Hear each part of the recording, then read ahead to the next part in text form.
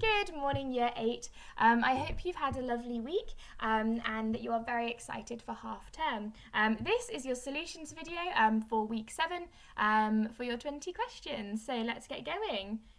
So for the first one, it says, write in figures 4,000, 4 tens and 7 units. So let's start with our 4.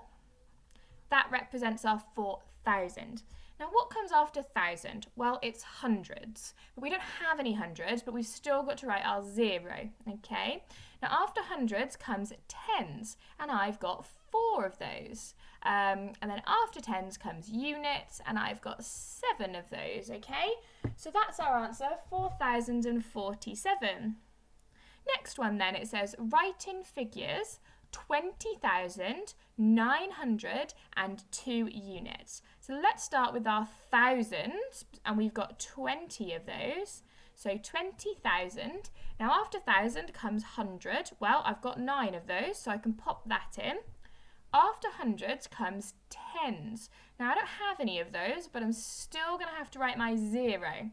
And then I've got 2 units, okay? So my answer should be 20,902. On to factors then. So if we remember, factors are pairs of numbers that when I multiply them together, I get 48, okay? So in this case, we always start with 1, don't we? Because 1 times 48 equals 48. So that's a nice, easy one. Now, it's an even number, so I can always put 2 into it. So 2 times 24 would equal 48. Now, on to number 3. Now, does 3 go into 48? Well, yes, it does. It goes in 16 times, okay? So you would have 3, and then you would have 16. Now, after 3 is obviously 4. And 4 goes into 48 too, because 4 times 12 is 48. Now, next number is 5. Well, 5 doesn't go into 48 because it ends in an 8. It doesn't end in a 0 or a 5.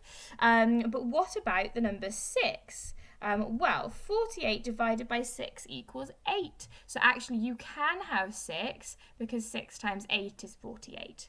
However, 7 doesn't go in to it, so that wouldn't count. We've already got 8, and 9 doesn't. Okay, nor does 10.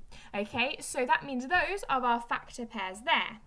Now, on to 36. So we always start with 1 and 36, because that's nice and easy. But 2 must go into it too, mustn't it? Because 36 is an even number. So what is 36 divided by 2? Well, it's 18. So 2 and 18 are there. Now 3 also goes into 36, so we can have 3. So we need to do 36 divided by 3, well that equals 12. So 3 and 12 also count. Now our next number is 4. Now 4 also goes into 36, so we can write 4. And we've got to do 36 divided by 4, which equals 9. Now 5 doesn't go into that, does it? Because it doesn't end in a 0 or a 5. However, what about 6? Okay, so if we do 36 divided by 6, well, we get 6 because it's a square number. So we can just put 6 down. We don't have to put 6 and 6 because we already have the number 6. Now 7 doesn't go into it, nor does 8. 9 does, but we've already got that. And obviously 10 doesn't, okay? So those are our factors of 36. On to the next one then. So it says 472 times 100. So if I write out my 472, now when I times something by 100, I count how many zeros I've got. I've got 2 in 100, and I add those to the end. So that means my answer is 47,200. On to the next one then. So this time, we're timesing by 10. So that means I've only got 1 0. So that means that's all I need to add. So if I write out my 58 and then add my 0, that means I've got my answer of 580. On to the next one. It says simplify 5 over 25. So our aim here is to find the highest number that goes into both the top and the bottom of that fraction. Well, the number 5 goes into both of them.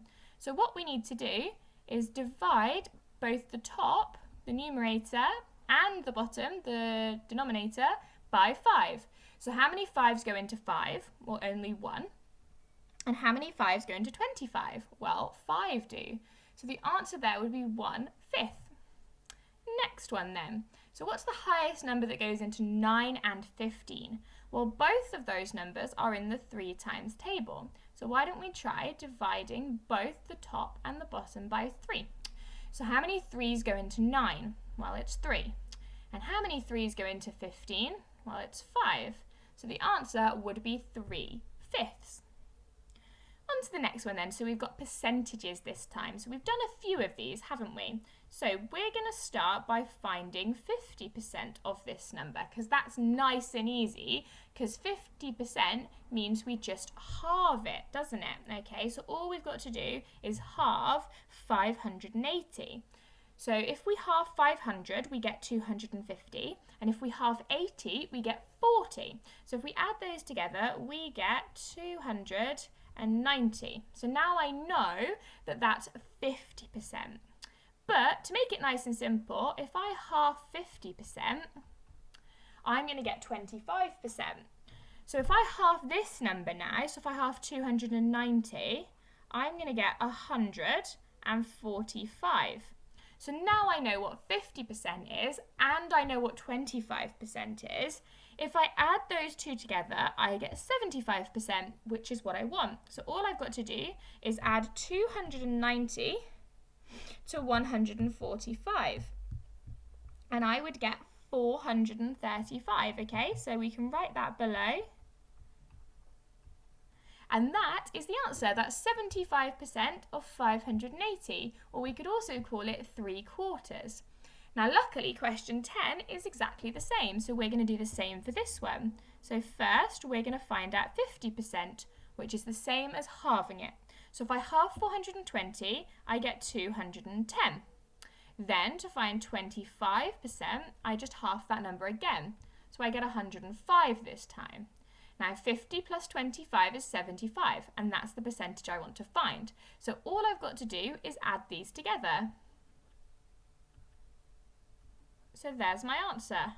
75% of £420 is £315. Okay, so this one says we want to round 3,986 to the nearest 100. So I'm going to look in my hundreds column. So here we've got thousands, then we've got hundreds, then we've got tens, and then we've got units. But I'm looking in the hundreds column. So in my hundreds column, I got a 9. Now, if the number after it was a 4 or below, I would leave it at 9 and I'd have 3,900. But it's not, it's above. So I'm going to have to go up to the next 100. And 100 after 3,900 is 4,000. So that's our answer, okay? Next one then. So it says round 6,369 to the nearest 100. So I'm going to go back to my hundreds column, which is here, which is 300. And I'm going to look at the next number, so the number in the tens column. Now this time it's 5 or above, it's a 6. So I'm going to have to round up from my 3 in my hundreds column to a 4. So that means my answer is 6,400. Okay, so next one, we're going to do 28 and we're going to times that by 8, okay? So nice and simple, we're just going to take this number and we're going to times it by this one and then this one. So 8 times 8 is 64, so we're going to write the 6 here and the 4 here. And then we're going to do 8 times 2, which is 16. But then we're going to add the 6, which is 22. So there's our answer, 224. Okay then, so next we've got 750 and we're timesing by 5. So 5 times 0 is 0. 5 times 5 is 25. But remember, I've got to write it like this. And then 5 times 7 is 35. Add the 2 is 37. So that would be my answer for that one. Okay, please tune into video 2 for the last 6 solutions.